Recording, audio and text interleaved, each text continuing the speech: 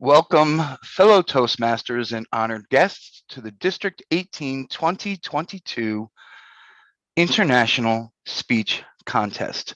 I now call this meeting or this contest to order. Please take a moment now to turn off notifications during the contest. All attending members, please mute your microphone and turn off your webcams while a contestant is speaking. Allow me now to introduce to you our host of the District 18 2022 International Speech Contest, past District Director and DTM Contest Master, Mervyn Bierman. Thank you so much. Welcome, everyone. I'll begin with an overview of the contest. In this contest, we will hear an original international speech from each contestant. The purpose of the International Speech Contest is to provide an opportunity for speakers to improve their speaking ability and to provide the opportunity for all Toastmasters to learn from observing speakers as they have learned from their Toastmasters training. There will be 1 minute of silence after each contestant for the judges to mark their ballots. After the final contestant, I will ask for silence until the judges are finished submitting their ballots and have received confirmation from the chief judge that we are allowed to proceed. The chief judge will collect the timing sheet and accompany the counters to the breakout room. Speakers, your video must capture facial expressions and gestures, and your voice must be clearly captured by the microphone. To eliminate any perception of bias, I will introduce each contestant in the same way. Contestant number, name, speech title, name. The speaking order has been chosen by random number generator, and I will announce the order now.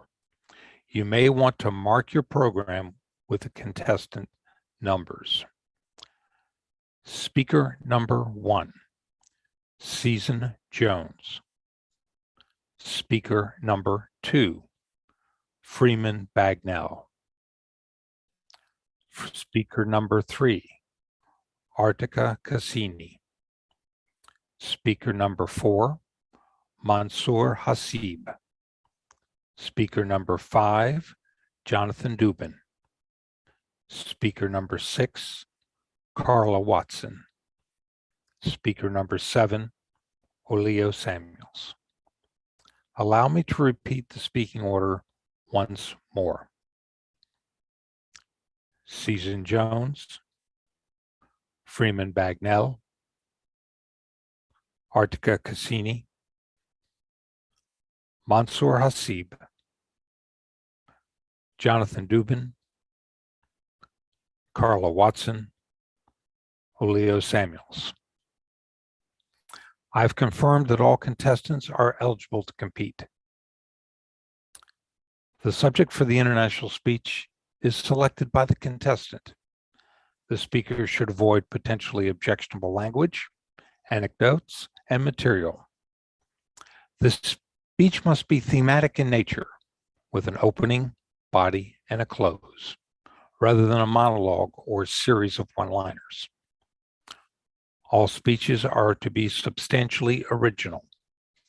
Any quoted material must be so identified during the speech presentation.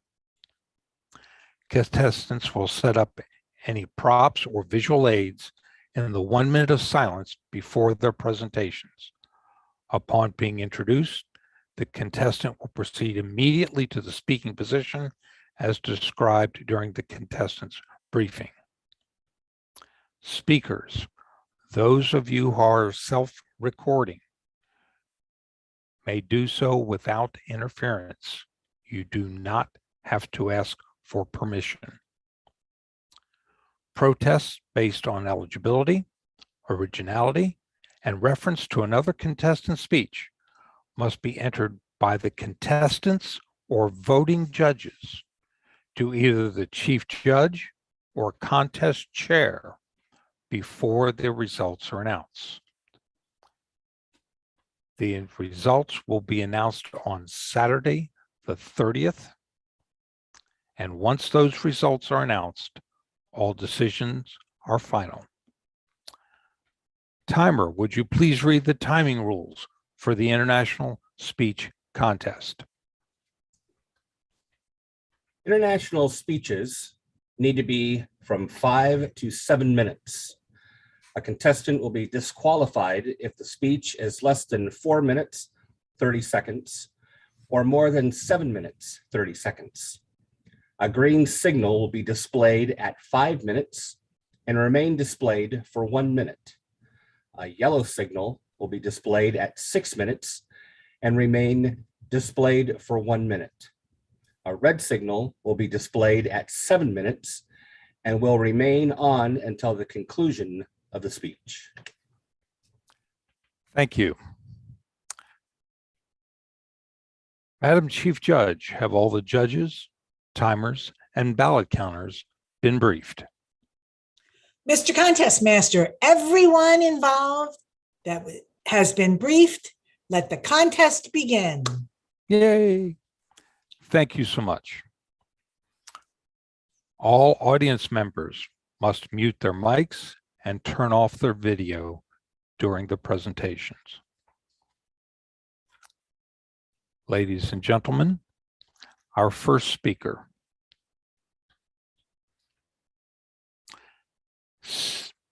Season Jones. Way to go, me. Way to go, me. Season Jones. I apologize. Please hold, please hold. Season, would you please come on your video and spell your first name for an audio and video check? Season, S-E-A-S-O-N, Season. Contestant number 1, Season Jones. Way to go, me. Way to go, me. Season Jones. I'd like for you to take a trip with me, back in time, down memory lane. Hopefully you don't have too far to go.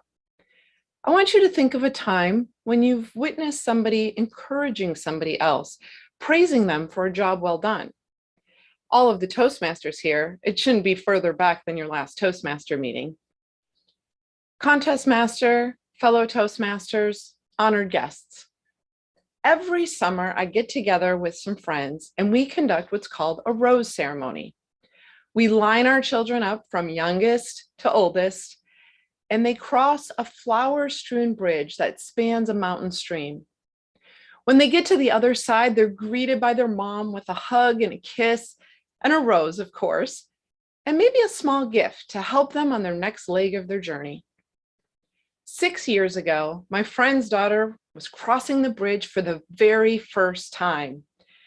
She was the youngest. She was going into preschool. She waited a little impatiently at the front of the line, and when her name was called, she raced across the bridge as fast as her little legs could carry her.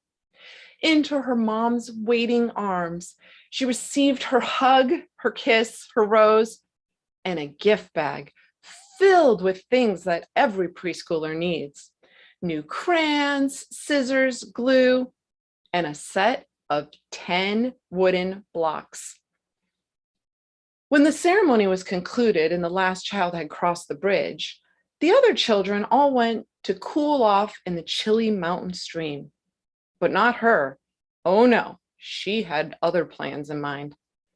She got out those 10 blocks, knelt down by a big wooden log, and set to building a tower. 1 block, 2 blocks, 3 blocks, 4 fall. 1, 2, 3 fall. 1, 2, 3, 4 fall. Ugh. Mom could see she was getting a little stressed out and frustrated. She stepped in with some helpful advice. Honey, Why don't you wait until we get home to build your block tower? Then you can build it on the nice flat table instead of this round log. No, I do it now. Well, as anybody who's ever dealt with a determined preschooler knows, sometimes it's better to just back up and let them figure it out themselves. She was now more determined. 1, 2, 3, 4, 5, 6, 7, 8 ball. Oh, it's okay. It's okay. 1, 2, 3, 4, 5, 6, 7, 8, 9, 10. She had done it. I waited to see what her reaction was going to be. I expected her to be like, see, told you I could do it. But she didn't. Instead, she carefully got up, brushed off her little hands. Way to go, me! The pure, unadulterated joy and pride in her accomplishment was astounding. And I thought to myself, why don't we keep acting like this? Why do we grow out of this? I hope that we're all really good at encouraging and praising those closest to us, our friends, our family. For all of the Toastmasters competing with me today, way to go, you. You made it to the district level. That's awesome. For all of those volunteering, way to go, you. We can't have a contest without the volunteers. For those of you watching, way to go, you. You're helping support maybe a family member or friend, or maybe you're getting advice for how to do a contest next year. But maybe something we can all work on is turning that back around on ourselves. We often don't praise ourselves. We don't want to seem like we're being boastful or having too much pride. But how about if we started each morning, looked in the mirror, and thought of something that we could be proud of, that we could praise ourselves for? Maybe it's something like a whole block tower and you've competed in a district competition. Or maybe it's just one block. Hey, I only hit snooze once this morning instead of 3 times before I got out of bed. Whatever it is, find something to praise yourself for. Now, to challenge us, I invite us to look at the strangers around us. This has been a couple of hard years. We can all use more encouragement. I was at the grocery store just a couple months ago, and a young family was shopping. There were 2 young boys, about 2 and 4. The 2-year-old did not want to be shopping, and he let everyone in the store know very loudly. Mom and Dad kept their composure and got out of the store as fast as they could. They were still putting their groceries in when I walked by. Excuse me, I just want to let you know, this is a really hard age, but you're doing a great job. Oh, thank you.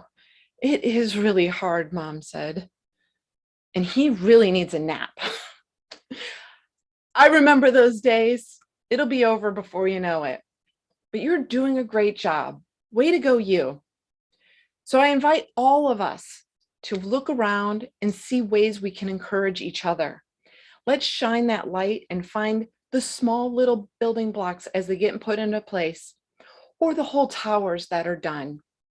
Way to go, all of us. Thank you, Contest Master. Thank you.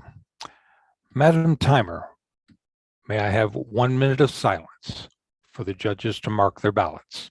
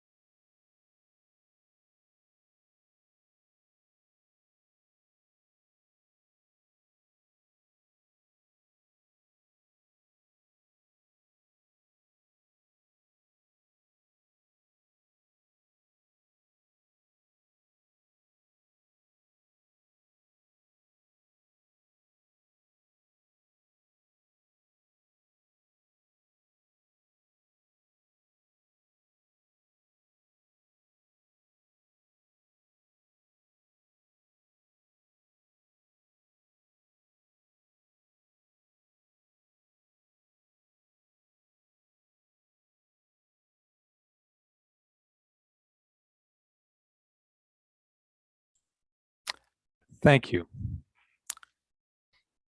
Speaker number 2, Freeman Bagnell.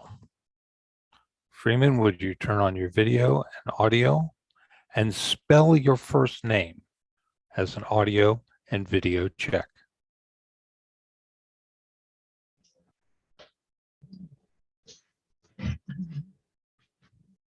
Freeman. Freeman, would you pin the timer? Judges, please pin the contestant. Speaker number 2, Freeman Bagnell. A day in the life of a substitute teacher. A day in the life of a substitute teacher. Good evening, everyone. Welcome, fellow Toastmasters and honored guests. I'd like to talk to you a little bit about what it's like to be a permanent substitute in one school. It's 4:30 in the morning. I shouldn't have stayed up binge watching Netflix last night, but I did. So I'm paying the price. 5 o'clock comes. It's now time for me to get up, get dressed, eat, get on the road. I'm on my way up to the school now, and boy, traffic is light. I'm getting green light, green light, green light. This is great. Yesterday, there were all these trucks out there, these big Rams and F-250s and so on. It's really crowded. I don't know what's going on. I'm turning into the school parking lot now, and I can see a number of Beamers and SUVs sitting there idling. And the thought crosses my mind, well, I guess little Tommy or Tilly got up this morning, put on shorts and a t-shirt for Maryland's subarctic climate, and didn't bring a jacket. So now they got to sit in the vehicle because they can't stand outside for 10 minutes. But that's not my problem. I'm pulling into the school park at my parking spot. I'm parked.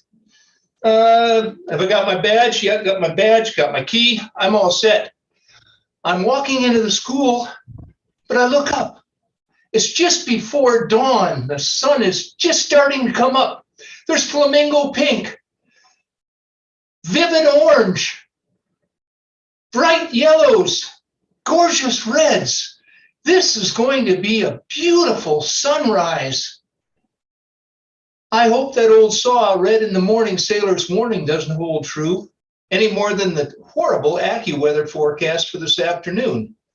But my hope is probably the same as I hope the moon's made out of blue cheese. I'm in the school now, and every day is different. What I'm going to do today will be the luck of the draw. Teacher calls in sick, somebody needs coverage, whatever it is. I may be in tech ed, I may be in English, I may be in chemistry, or I may be in a mix. But many of the students will be working on Brightspace, which is the computer platform that the school is using right now.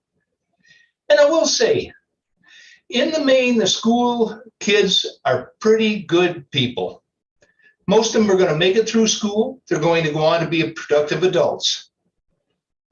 Now, one thing about being a permanent substitute in one school, the kids shouldn't mess with you, because the sub you messed with this morning, you may get again this afternoon in a different class or tomorrow.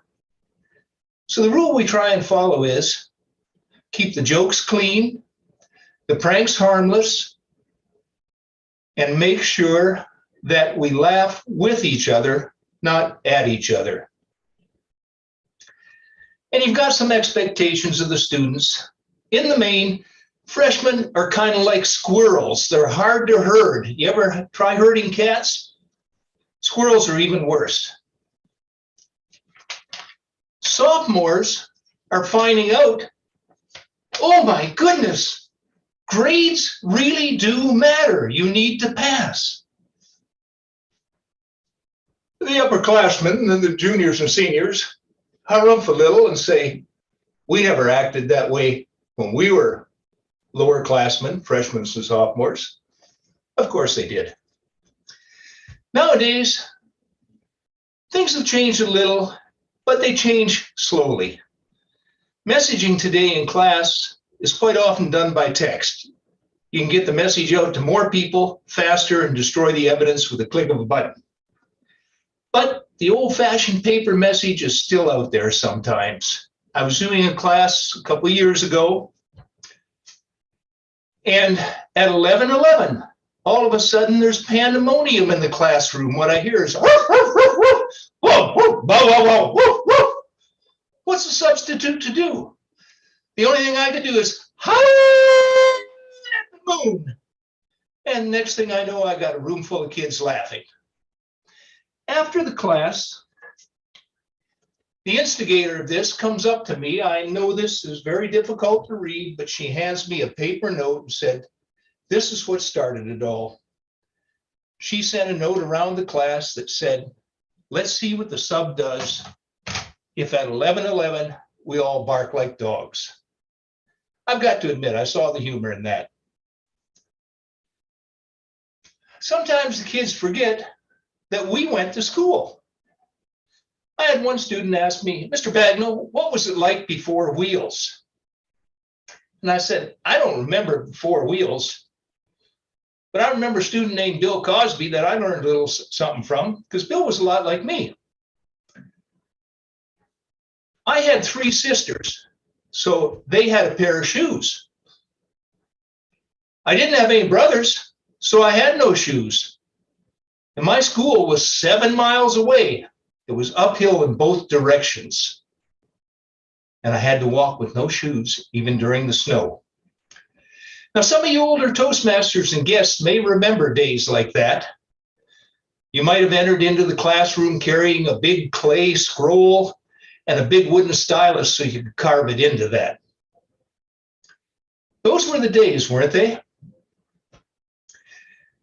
I hope, as I'm coming toward the close of this, I've enthralled you about the idea that you can have a career as a substitute after you've had a career.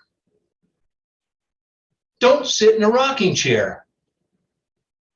Get out there and see the sunrise. Go into a classroom first thing in the morning knowing you are bringing energy, enlightenment, knowledge, memory, and joy to students. Mesmerize them. You're an expert in something. You're a consultant, be it tech ed, English, art, whatever. You're in there. You can make their day. Your day will be different. Every day will be a little different for you. But when you go home in the evening and talk to your spouse, significant other, or a friend, you can say, "I had this kid today who," and 15, 20, 25 years from now, that kid may get a smile on his face or her face because they remember something you taught them. You can do this and you can have a great time at it. Contest Master. Thank you. Mr. Timer, may I have 1 minute of silence while the judges mark their ballots?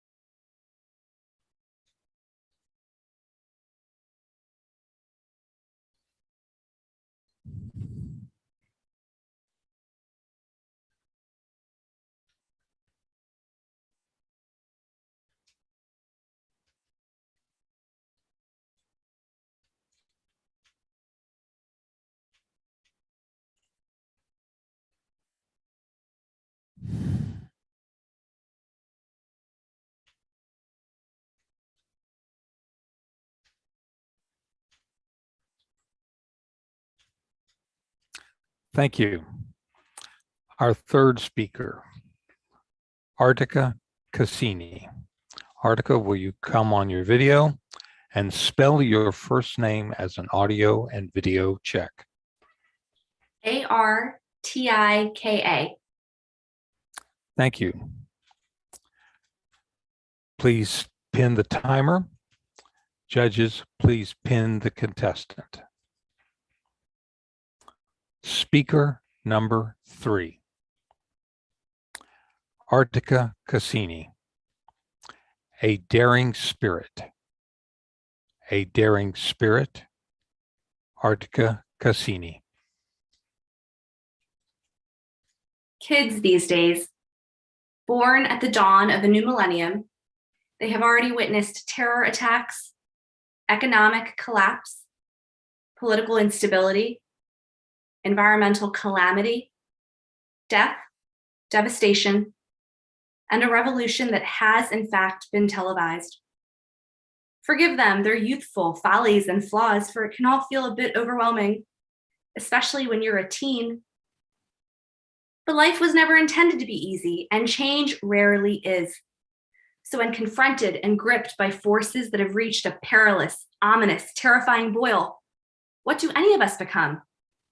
Natasha Adair suggests a coffee bean. As head coach for the University of Delaware women's basketball team, Adair finds hope in this story, in which a mother explains life's great hardships to her child by bringing 3 pots of water to boil. In the first pot, she places a carrot. In the second, an egg. And in the third, a single coffee bean.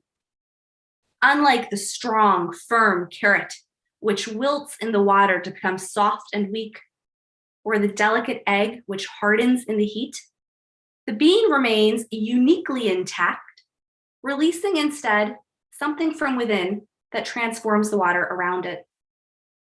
Adair discovered this story in the spring of 2020 as the pandemic whirled and cries for social justice wailed, and a much anticipated basketball tournament ended in abrupt cancellation. This message of internal power against external threat spoke so deeply to Adair that she had each of her players put a coffee bean into a mason jar. She brought that jar to practices. Managers packed it carefully and took it to games. There were moments at halftime when Adair would lock eyes with her players and say, "We're the carrot right now," and then point back to the jar as a reminder of what and whom she expected her team to be. The message worked. This year, UD women's basketball was in the March Madness NCAA tournament for the first time since 2013.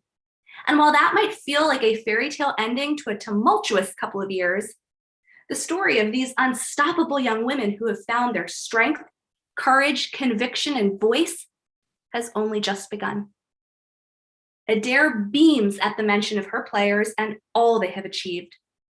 "I want people to listen to our young people," she says.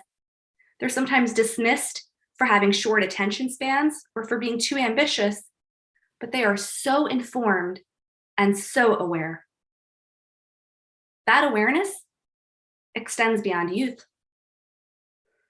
In May 2020, the world watched in horror as a man was killed, his neck to the ground, his last words an agonizing cry to his mother.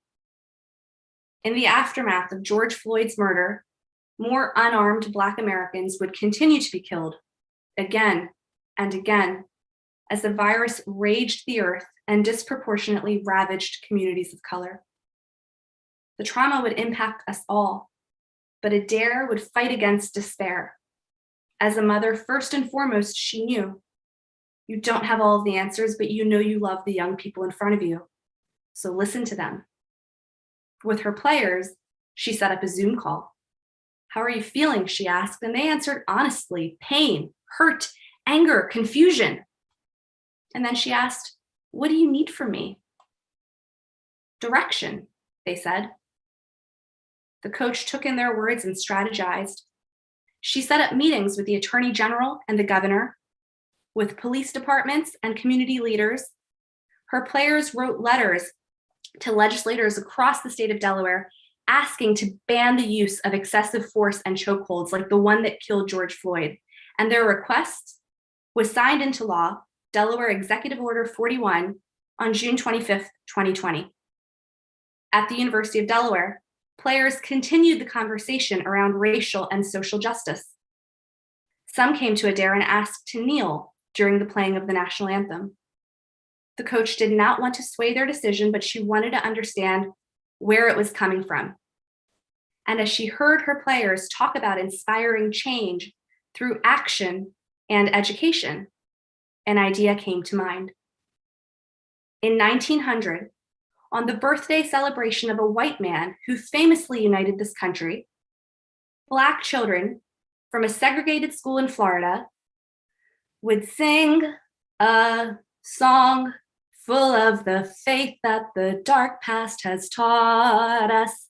Sing a song full of the hope that the present has brought us.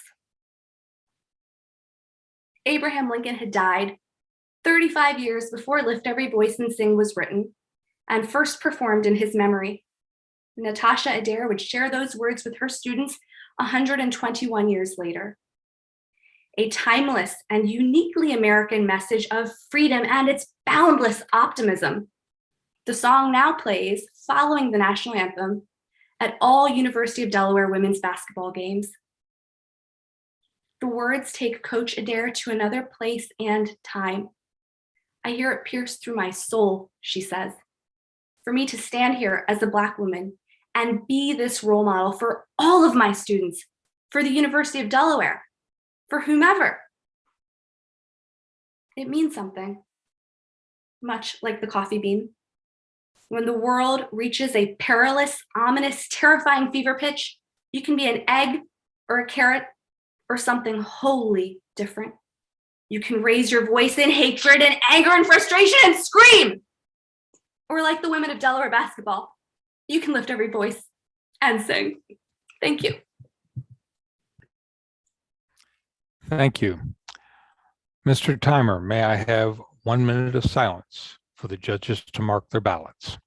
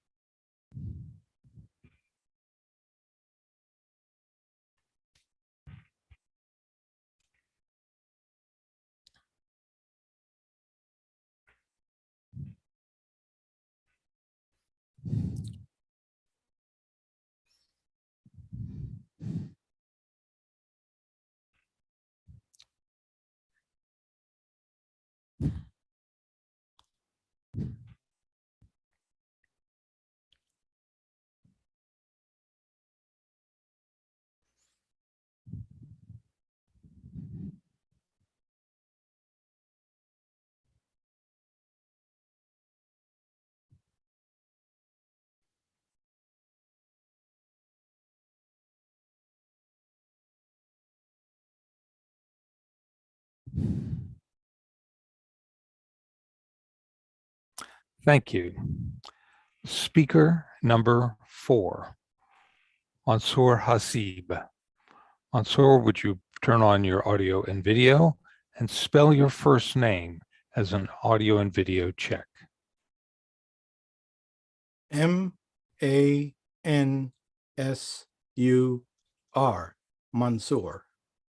Thank you. Mansour, would you pin the timer? Judges, pin the contestant. Speaker number 4, Mansour Hasib. The power of tea. The power of tea, Mansour Hasib. Have you ever seen such a beautiful sari? Contest chair, Toastmasters, and guests.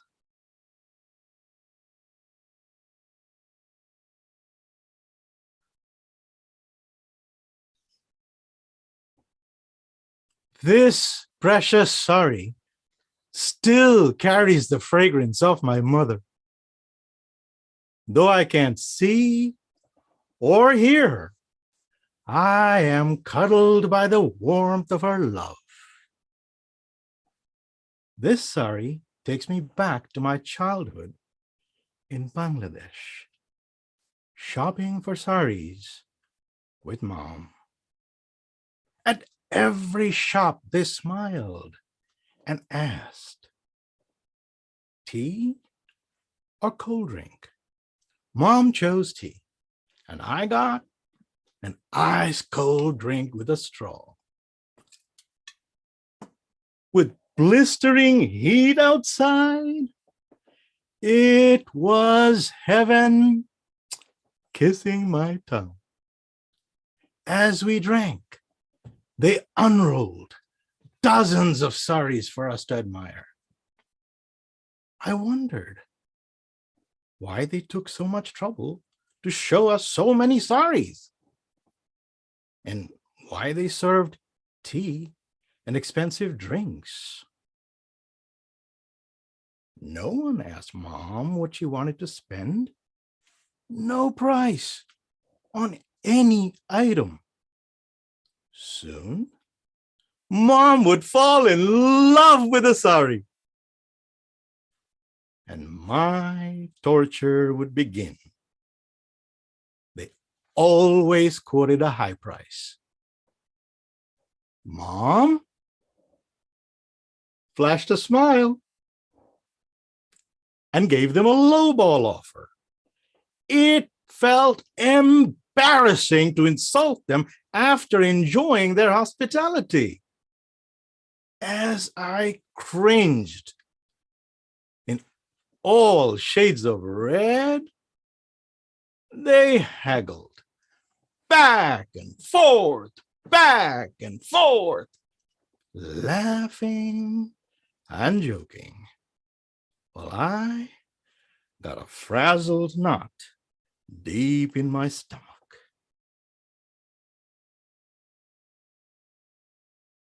Suddenly, they agreed on a price, and I felt relieved and happy. When I came to America, I was shocked to see a fixed price on everything, forcing me to focus on price. No tea, no bargaining, and no relationships. My economics class taught me price discrimination is one sure way to maximize profits. In fact, it's the only form of discrimination legal in America. The first time I ordered tea at a restaurant, I got a tall glass of brown liquid with ice cubes floating on the rim and a lemon on the side. "Sugar on the table, hon," she said. But where is my tea? "Oh, did you want hot tea, hon?" I didn't know cold tea was a thing. We went to Egypt. Again, they welcomed us with hot tea. Their focus wasn't on the sale. They treated us like their best friends. We were laughing, joking, and having fun. We didn't feel like visiting another store. No item had a price, so our focus wasn't on price, but on the beauty of each item. Unburdened by the psychological barrier of price, we were free to fall in love. And when the irrational exuberance of love permeates our senses, value is always higher than price. We want to take our love home. Finally, I understood the power of tea. They were practicing key principles of sales, communicating, negotiating, and building relationships, allowing us to fall in love. Relationships and love create incredible feelings of value for sellers too. The more a seller likes us, the better our bargains. Friends, sales are all about showing value higher than price. When people give us value, even before we buy anything, they melt our senses to encourage a higher price. Blissful, happy chemicals flow through our bodies. We feel euphoric about this new relationship. We all want the sale. It will be the culmination of this new kinship. That's the power of tea. Building relationships. And it isn't trapped in a bag.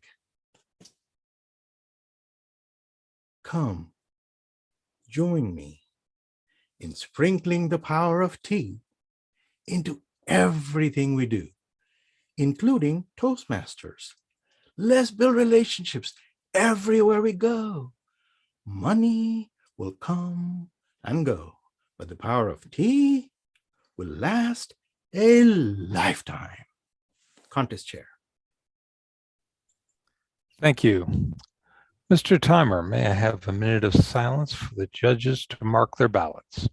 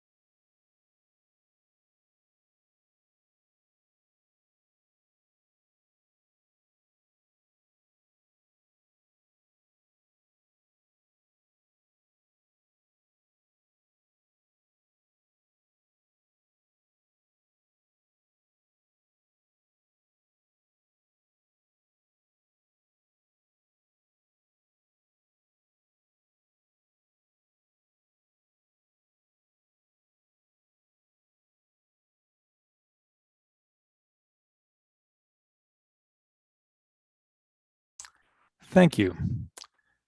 Speaker number 5, Jonathan Dupin. Jonathan, will you come on your audio and video and spell your first name as an audio and video check? Jonathan. Thank you. Jonathan, will you pin the timer? Judges, please pin the contestant. Speaker number 5, Jonathan Dupin. The best of both worlds, the best of all worlds. The best of both worlds, the best of all worlds. Jonathan Dupin.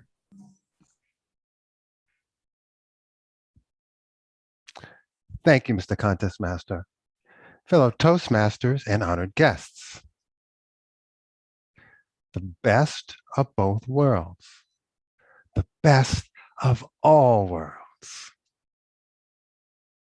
In the best of both worlds, two people from different backgrounds can come together to create something that is greater than anything either of them could have created on their own.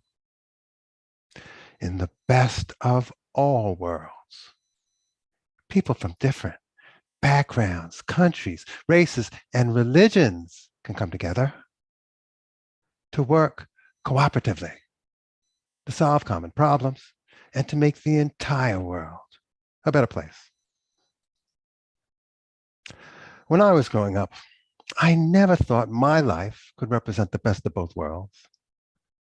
My parents' backgrounds, interests, and values were so different that it was hard to conceive that the best of both worlds can come from their relationship. My mother was born in Boston, the daughter of Caribbean African immigrants. My father was born in Chicago, the son of Russian Polish immigrants. My mother, bless her heart, was a practical analytical person who loved science, math, and making money. She loved to invest. The psychologist would say she was very left-brained. My father, he was a great guy. He loved the arts, poetry, and music. He loved to sing, even though he had a terrible singing voice. The psychologist would say he was very right-brained. He was an altruistic man who cared much more about others than himself. He spent most of his life working for a labor union, fighting for the rights and incomes of less fortunate working families. He couldn't have cared less about making money for himself. These two people had absolutely nothing in common. Yet, I believe that the combination of their left brain, right brain, qualities and characteristics helped make me the man I am today. From my mother, I inherited her aptitude for math and science, which has served me well in my career as a doctor. From my father, I inherited his love for the arts, poetry, and music,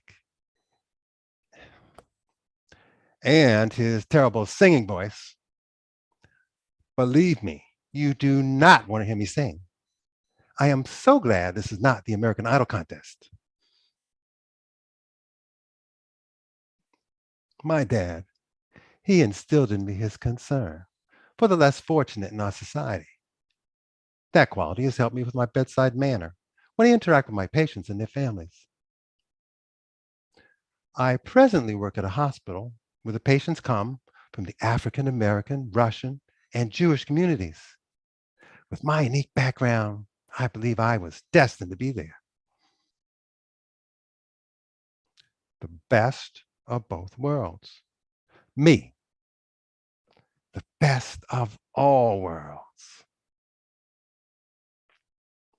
Just as my life came from the best of both worlds, from two people who had nothing in common, just imagine what could be accomplished if people from all worlds, from all countries, races, and religions could unite,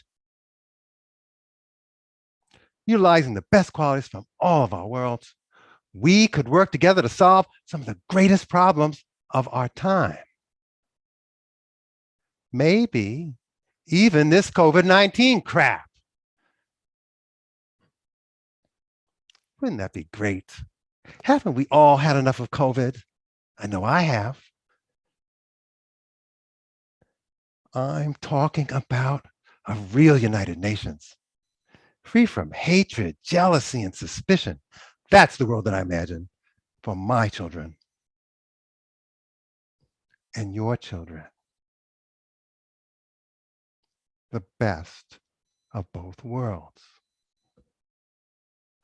The best of all worlds. Thank you, Mr. Contest Master, fellow Toastmasters, and honored guests. Thank you. Mr. Timer, may I have 1 minute of silence for the judges to mark their ballots?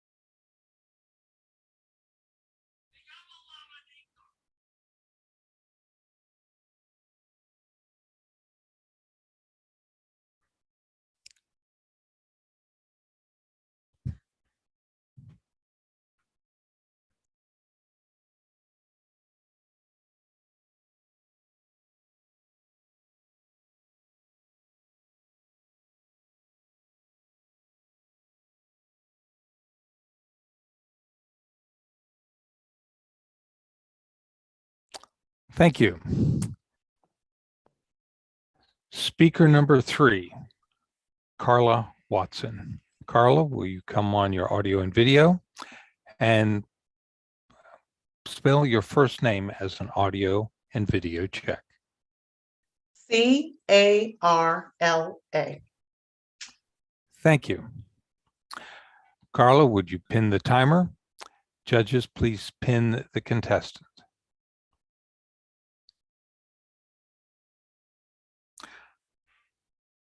Speaker number 6, Carla Watson, Running the Bears Hill.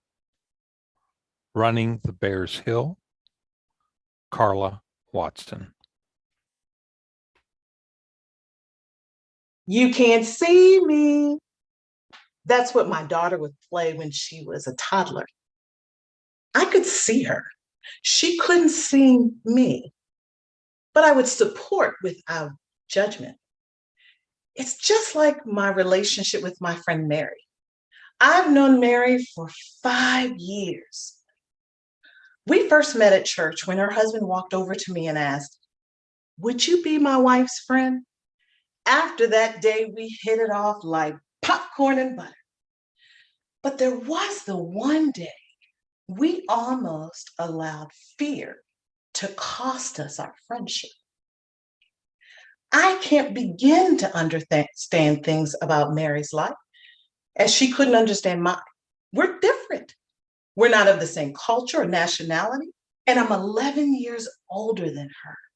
Yet you might find it interesting how 2 friends with differences find themselves 7 days running the Bears Hill. On June 20th, 2020, Mary's family and mine, we decided to rent a 6-bedroom, 4-bath house on top of a very steep hill. The pandemic had us feeling like caged birds. I told Mary that if I didn't get out of my house, I was going to choke somebody.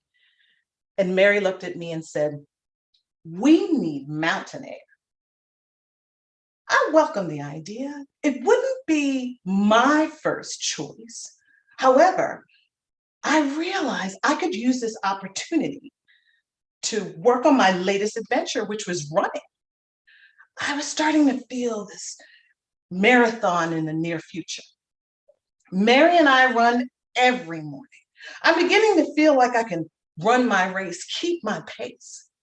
That morning, I said to Mary, "I read an article that said the site that we're going to has been cited with racism." Now, between you and I watch a lot of television. So I had this theoretical movie performed in my head. I imagined this scruffy man sitting on his porch, strumming a banjo, playing ba-da-dum bum bum bum bum bum bum ba-da-dum bum bum bum bum bum bum. I kept thinking, who would be hiding in the house? Who's lurking behind the bushes? And next I read an article that said, "Do not feed bears." Wait, there's bears? Bears and races? Mary, who has been camping in the woods and in the mountains, she said to me, "Of course there's bears.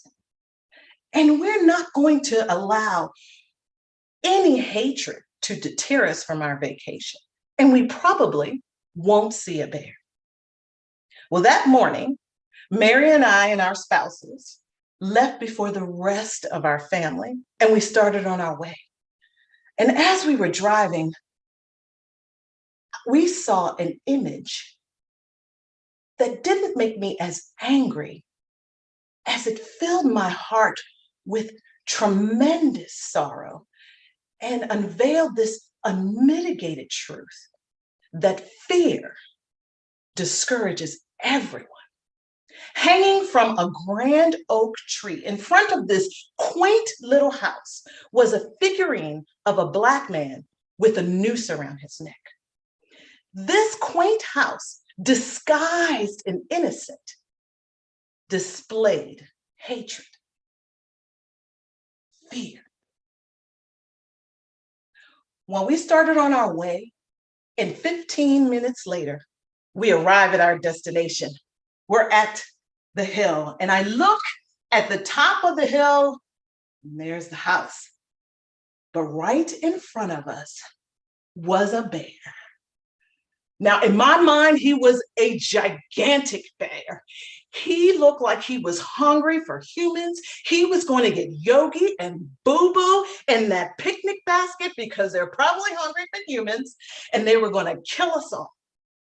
But Mary looked at me and she said, you know, I think we could run that hill every day. That would be a fantastic challenge.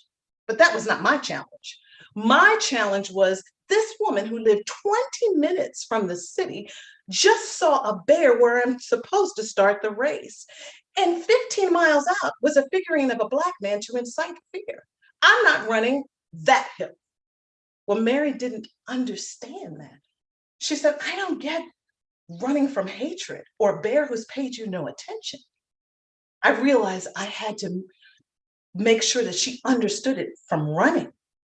For me, my life is like running a race where I am passing obstacles. I am building momentum, and I see the finish line. And as I get closer, I realize somebody moved the finish line. And I begin to ask, is there really a finish line? I realize I can't just run that hill. I have to run every hill in order to silence fear. My friend Mary still doesn't quite understand the complexities of my life, but she's my friend. She sees me, and she showed how much of things that she doesn't understand by running with me every day up the Bears Hill. Mr. Contest Master. Thank you. Mr. Timer, may I have 1 minute of silence while the judges mark their ballots? I mean, went too fast for me. How much time do you get? 7 minutes, but I think I went too slow.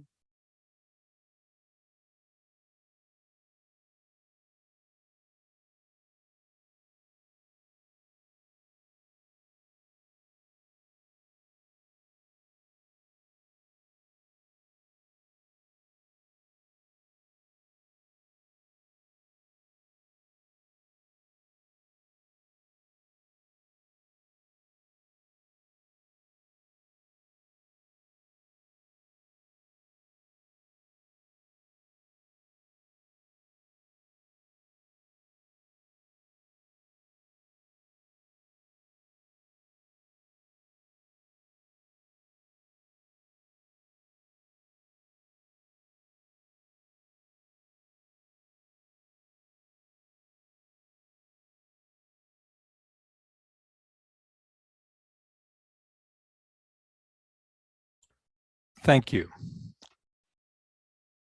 Speaker number 7, Oleo Samuels. Oleo, would you come on your audio and video and spell your first name as an audio and video check? Yes, Oleo, O-L-E-O, last name S-A-M-U-E-L-S. Can you hear me? Yes, thank you. Speaker number 7, Oleo Samuels, work to heal. Work to heal, Oleo Samuels.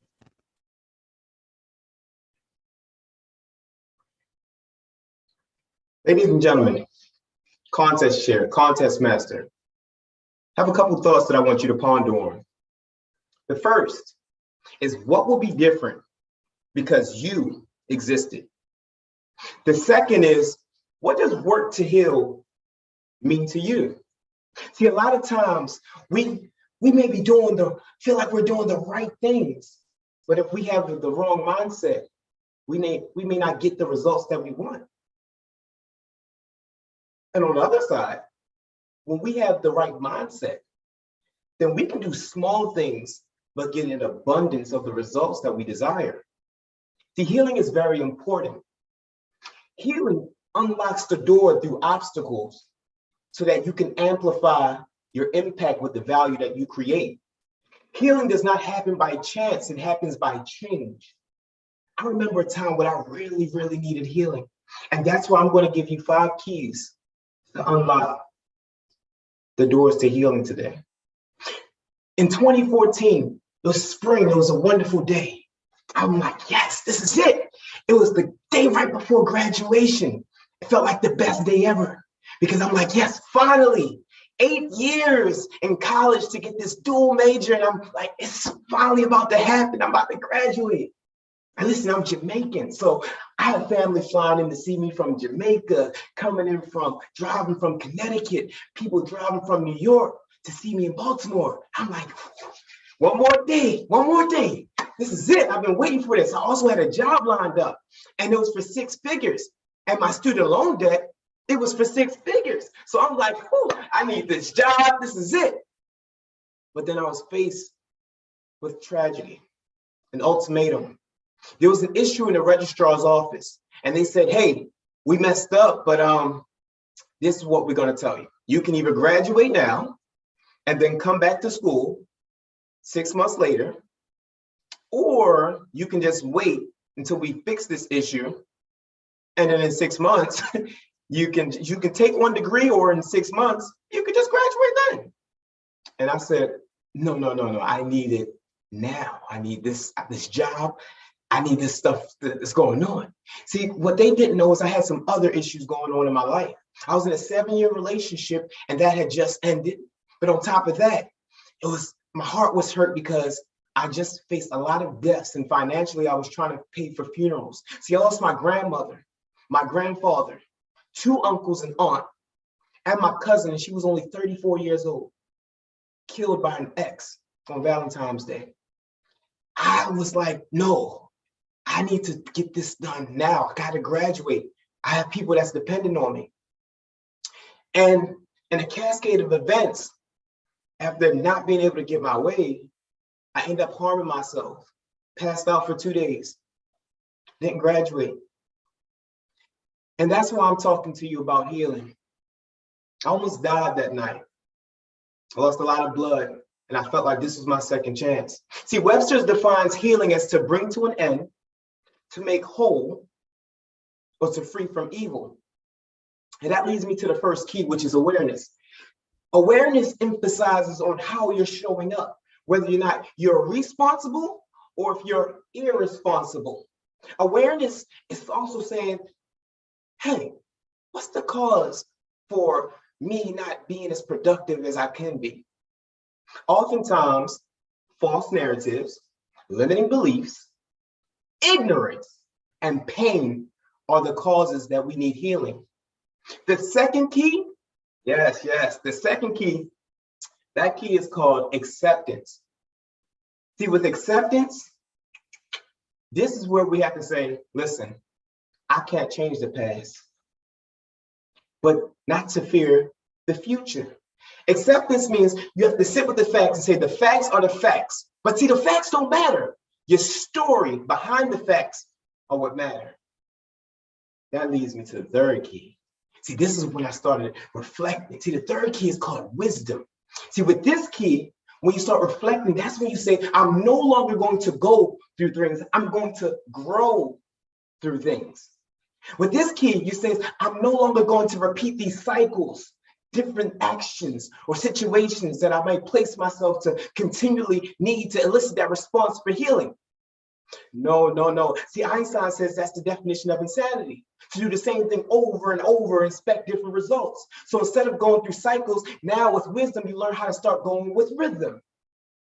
And that leads me to the fourth key. That key is called forgiveness. Let me tell you what forgiveness isn't. Forgiveness isn't saying, Huh. I accept you hurting me. No, no, no. Forgiveness is saying you're going to tolerate people just doing whatever to you. No, no, no. Forgiveness is saying this, that I'm not going to let any external situations, anyone else, or even myself affect how I show up, my character and my integrity. And that leads me to the fifth key. This is the most important one, y'all. This key is called purpose. When you think about this key,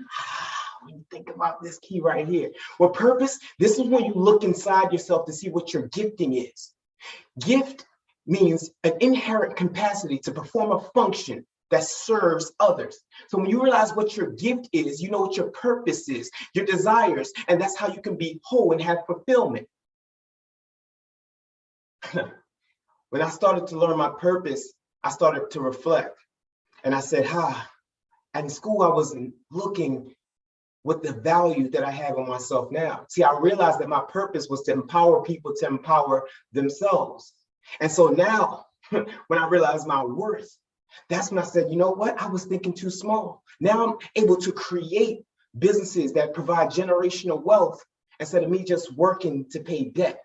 See, when you look at that value of yourself, most people think work to heal just means an action to heal. But see, the work in Greek, the root word means manifest your greatness. So as you manifest your greatness, you start to realize that, hey, this is where it gets good, y'all. When you're manifesting, walking in your purpose, working in your purpose, that's what you need to heal. In conclusion, you start seeing that every obstacle is an opportunity, and there's no such thing as a test without a testimony. I asked you in the beginning, what would be different because you existed? Now I'm traveling the world with my new spouse. I'm creating value for others. But this is the question I want to leave you with. Who will be different because you existed? Toastmasters. That's my time. Thank you. Ladies and gentlemen, I will call for silence until the chief judge, judges, ballot counters, and timers have all left the room.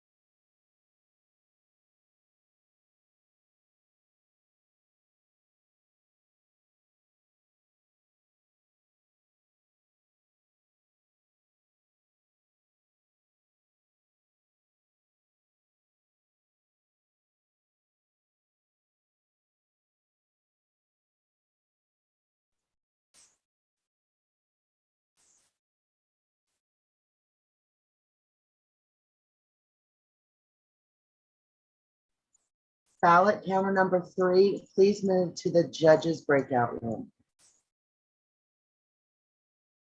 If you're having an issue, please private chat.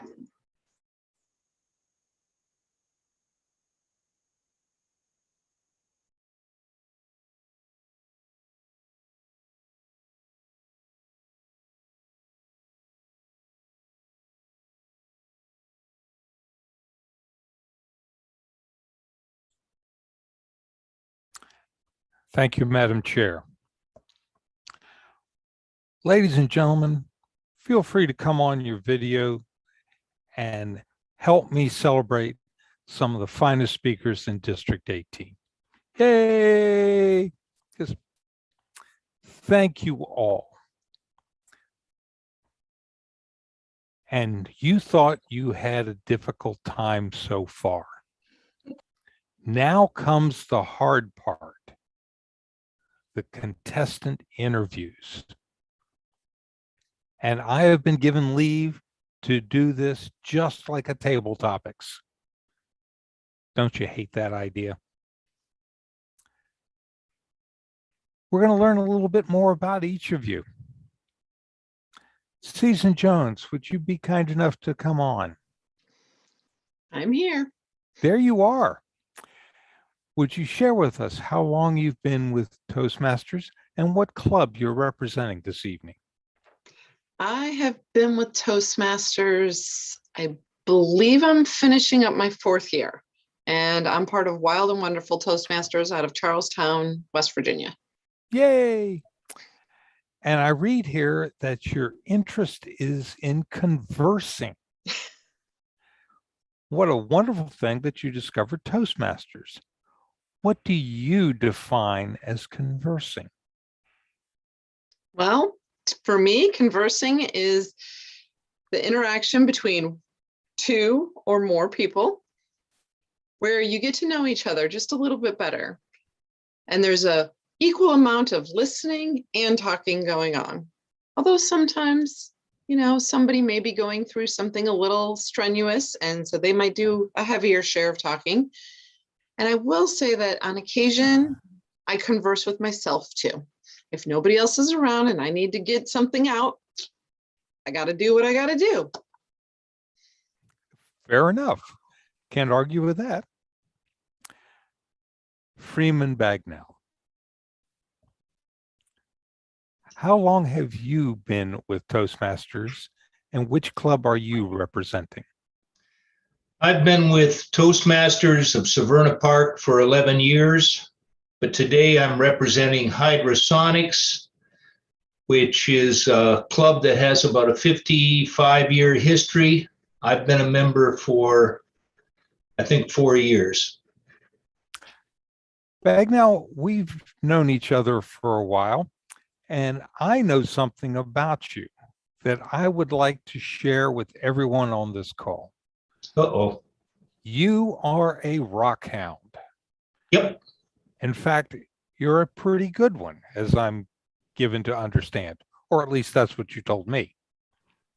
Would you care to share?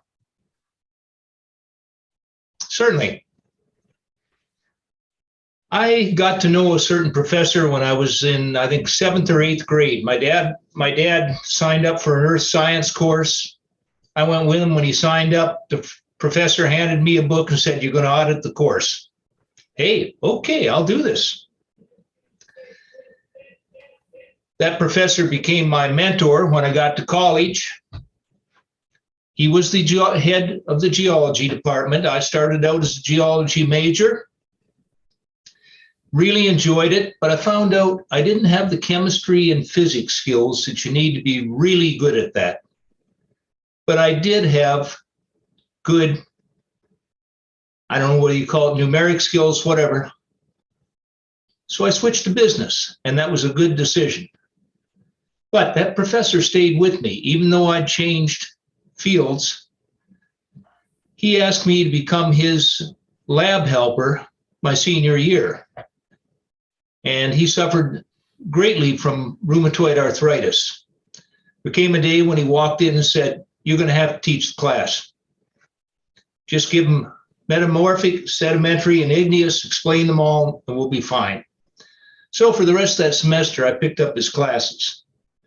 Do I still pick up rocks? Yeah, I'm not a hunter. I'm only a sometime fisherman. But turn me loose on a beach in Costa Rica or a beach up on Lake Superior, and I'll be looking for stuff. And I have a basement full of rocks. I don't do too much with them. I just love finding them. Thank you, Freeman. It's always a pleasure to speak to you.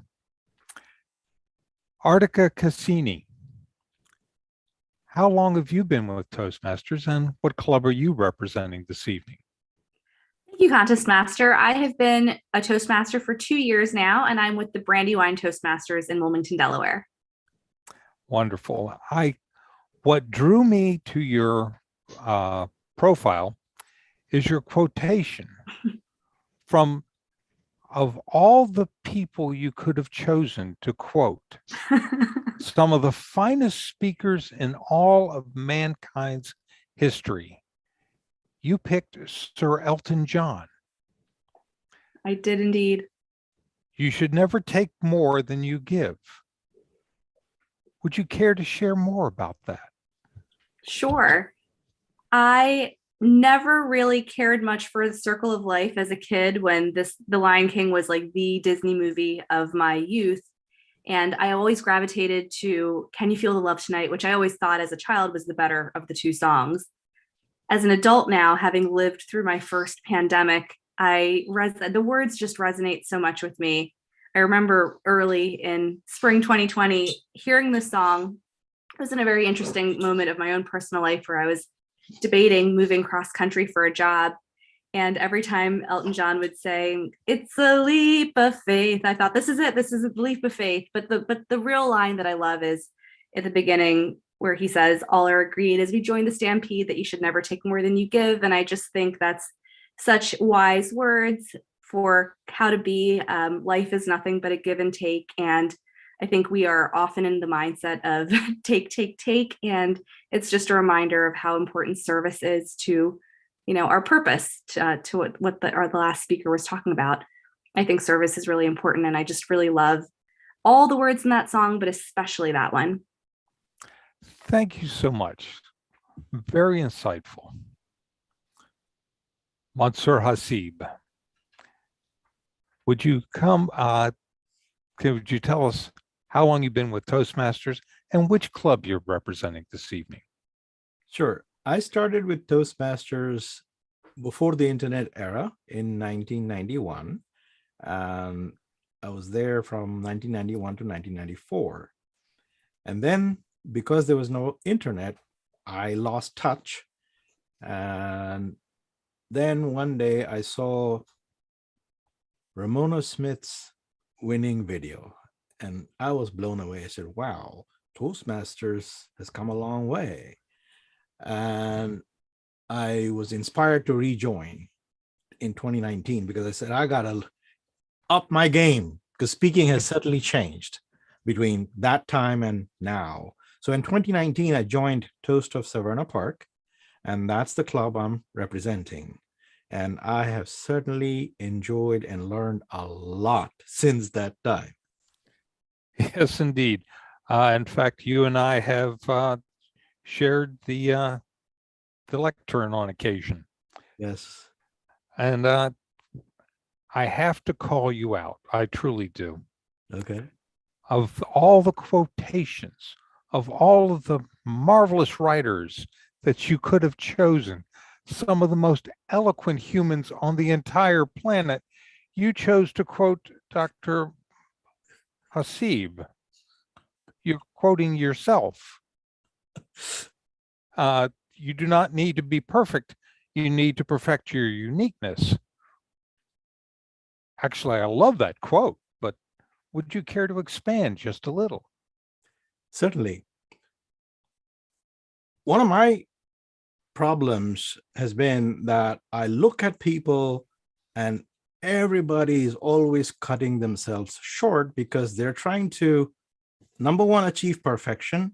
And number two, they're comparing themselves with other people and forgetting about the gifts they already have. So after many years of searching, I actually wrote my latest book, which is called Bring Inner Greatness Out. And that is the key message there, because there is only one of us in the entire world. There's nobody like us. I mean, think about the number of billions of people we have, and yet we have no competition. We are only ourselves. So the question is, we have to discover our inner gifts and that uniqueness that we have, and then polish each of those skills and likes and dislikes, and then present it to the world in our true, authentic manner. And that's what true greatness is. And when we do that, what will happen is we will earn what we're worth, because now we're perfecting our uniqueness instead of trying to be perfect. Because what we consider imperfection may be our greatest strength. Give you a very simple example. When I first came to this country, my name might have sounded like, hey, this is not an English name. So it might have been a disadvantage. But I said, wait a minute, how many people have that name? Embrace it. That is my uniqueness. So it's easier for people to understand, and it's a conversation piece. So this is why I chose that quote, and that's the quote I always talk about when I share any message with anybody. Thank you, Monsieur. That's always inspiring to hear you speak. Jonathan Dubin, how long have you been a member of Toastmasters, and which club are you representing? I've been with Toastmasters for 12 years, and I'm representing Eloquent Speakers Toastmasters, the best Toastmasters club in the Toastmasters universe. Open to debate, but we'll let that go. I note your notable achievement, and I'm upfront. I need to be upfront. I'm jealous. I truly am. You've given a TED Talk at Dartmouth Business School. Can you tell us a few minutes, just a few facts about that? Yeah, well, I had been applying for TED Talks for months, and I went online. I must apply for every TED Talk in the United States, and either you don't hear anything back, or you may get like one interview and then you don't hear anything. So I said, oh man, this is never going to happen. And then I got a call from these people in Dartmouth. They said, oh yeah, one of our speakers dropped out at the last second and we needed a speaker. We found you. I said, oh, great. So, well, first they said it was February. They said, yeah, it was March. They said, oh, yeah, we have our TED Talk, our TED Symposium is in April. I said, oh, well, a lot of them, they pick their speakers a year in advance. I said, okay, I got a year prepared. They said, oh no, next month. That's when I figured out I was just a substitute. But it's a lot. Sometimes it's luck to have an opportunity. I understand completely. Yeah. I've never had the opportunity to give a TED Talk, but I'm looking forward to my turn in the barrel. Carla Watson, how long have you been a member of Toastmasters, and what club do you represent? I am representing Lift Your Voice to the Stars from Woodlawn, Maryland. I've been with them for 3 years. It feels like longer, but sometimes I have to think for a while about it, but it's been 3 years. Carla, I must say that under your interest in hobbies, you list running. Mhm. And just to be, I know it's not obvious to look at me, but I used to run a long time ago. In fact, right now if I ran, I would have to be being chased by something bigger than I am. What inspired you to run? Oh, wow. Honestly, it was a Forrest Gump type of moment, actually. Oddly, I Not- understand that. Okay, good.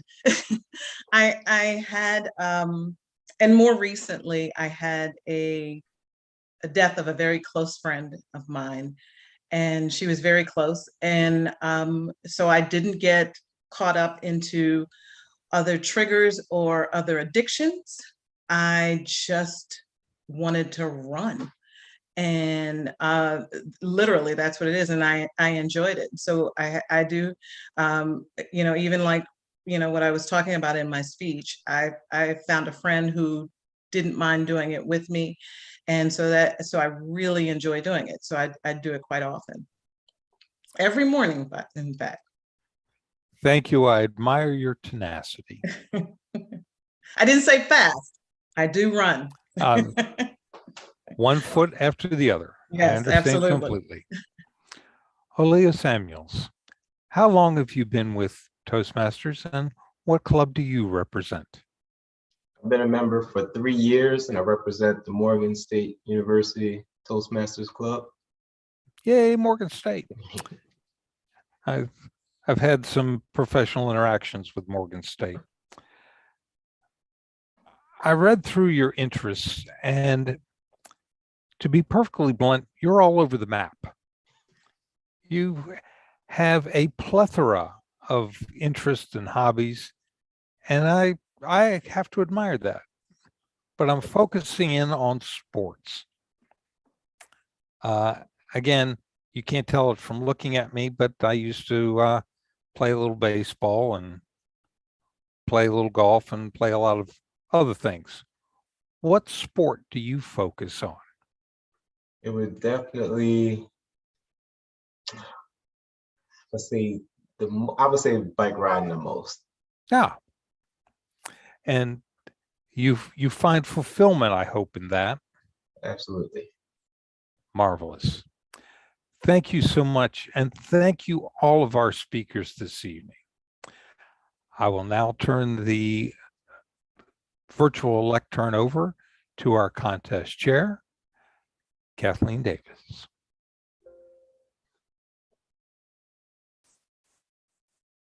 Thank you so much, Contest Master Mervyn Bierman. I would just like to say thank you to everyone who showed up tonight, who committed to making this happen for our contestants. We've had a wonderful support staff who made this happen. And as they say, it takes a village, and it really does.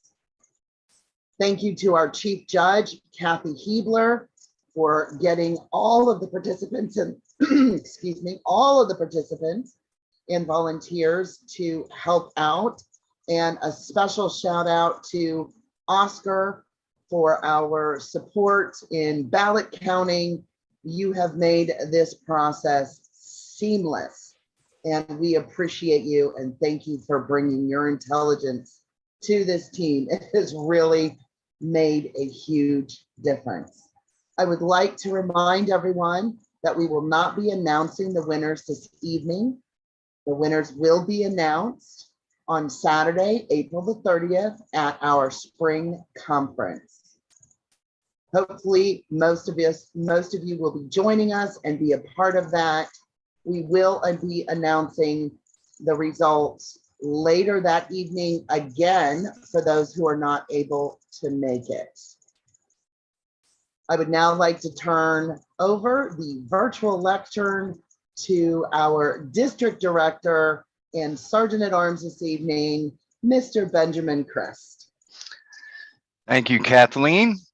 I now adjourn this District 18 2022 International Speech Contest. Please enjoy the rest of your evening. Thank you for attending. Thank you.